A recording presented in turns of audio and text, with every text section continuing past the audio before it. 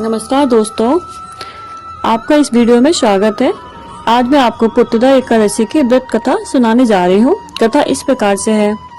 एक दिवस कुंती पुत्र ने कहा, हे देवकी नंदन, अब मैं पौष माह की दूसरी एकादशी के बारे में जानना चाहता हूँ। अतः आप इस एकादशी का भी नाम बतलाएं, इसकी पूजन विधि बतलाएं, इसके देव का नाम कहें, इससे प्राप्त होने वाले पुण्य के बारे में भी विस्तार से कहें। देवकी नंदन भगवान श्री कृष्ण बोले, हे नरेश, इस एकादशी को पुत्रदा एकादशी कहते हैं। विधि और नियम के अनुसार इसका पूजन करें। इस व्रत में नारायण भगवान की पूजा करनी चाहिए। विश्व में पुत्रदा एकादशी से बढ़ के अन्य कोई उपवास नहीं है। इससे प्राप्त पुण्य से प्राणी धनवान होता है, तपस्वी बनता है और विद्वान बनता है। इसकी भी एक प्राचीन कथा है, वह एकाग्रचित होकर सुने। वृंदावती नगरी में सुकेतु नामक राजा का राज था। उसके कोई भी संतान नहीं थी। उसकी पत्नी का नाम शैव्या था। वह भी संतान न होने से दुखी और चिंताग्रस्त रहती थी। पुत्रहीन राजा के पितर भी दुखी होकर पिंड ग्रहण करते थे। वे भी चिंतित हो सोचते थे कि नरेश के मरणोपरांत कौन उन्हें पिंडदान करेगा। राज्य में सर्वत्र खुशहाली व शांति थी, लेकिन राजा को बंधु बांधव, मंत्री, मित्र, राजा, हाथी, घोड़ा आदि से संतोष नहीं होता था। उसका एकमात्र कारण पुत्रहीन होना था। वह भी सोचता था कि उसके मरणोपरांत कौन उसके लिए पिंडदान करेगा। पुत्र बिना वह कैसे देवों और पितरों को ऋण चुका पाएगा। पुत्रहीन घर में सर्वत्र अंधकार ही रहता था। जिस दिन राजा चिंता में डूबा रहता था, उसने आत्महत्या करने के बारे में भी सोचा, परंतु यह उसे अत्यंत महापाप लगा। अतः उसने वह विचार छोड़ दिया। इस प्रकार अति दुखी हो एक दिन वह चुपचाप वन को चल दिया। राजा घोड़े पर सवार हो वन घूमने लगा।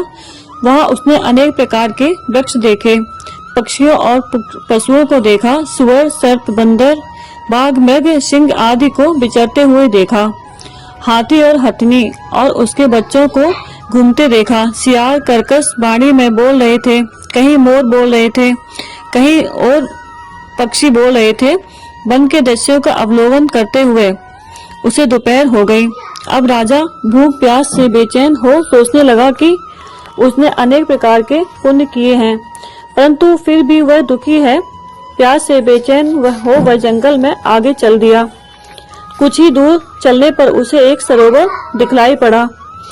वह कमल दल से भरपूर था। उसमें हंस, सारस, मगरमच्छ आदि जीव क्रीड़ा कर रहे थे।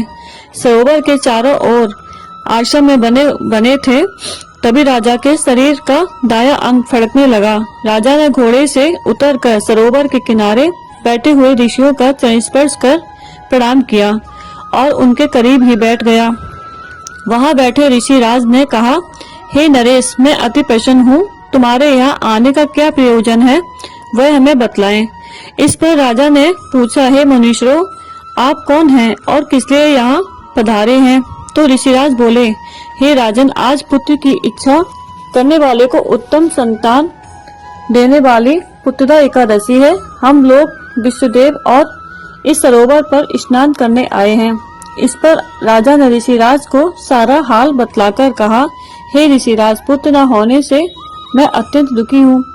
यदि आप मुझ पर प्रसन्न हो तो मुझे पुत्र प्राप्ति का वरदान दीजिए। इस पर ऋषि ने नरेश को धैर्य बंधाते हुए कहा, हे नरेश, पुत्र प्राप्ति के लिए पुत्रदा एकादशी उपवास सर्वोत्तम है। पुत्र प्राप्ति के लिए आप पुत्रदा एकादशी व्रत परिवार सहित करें तो आपको पुत्र प्राप्ति अवश्य होगी। ऋषिराज के कथा अनुसार राजा ने उस दिन पारायण किया और ऋषि वंदना कर अपने महल को वापस आ गया। राजा ने परिवार सहित एकादशी व्रत संपन्न किया। उसी रात रानी ने गर्भ धारण किया।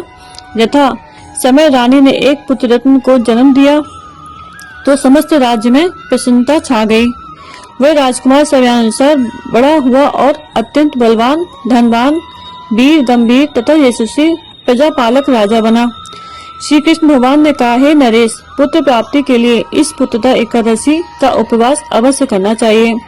इस उपवास को विधि पूर्वक करने और दान दक्षिणा देने पर निसंतान दंपति को अवश्य ही पुत्र प्राप्ति होती है और मरणोपरांत विष्णु धाम की प्राप्ति होती है।